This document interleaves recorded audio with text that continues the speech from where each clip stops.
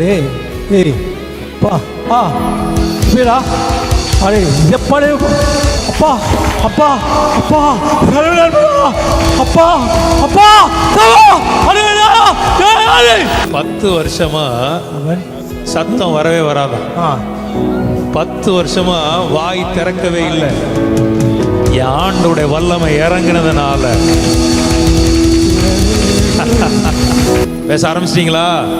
அப்பா அம்மா அப்பா அப்பா அப்பா அப்பா அந்த அளவுக்கு பேச மாட்டாங்க. சும்மா புரியும் அவங்களுக்கு, பட் ஆனா பேச மாட்டாங்க.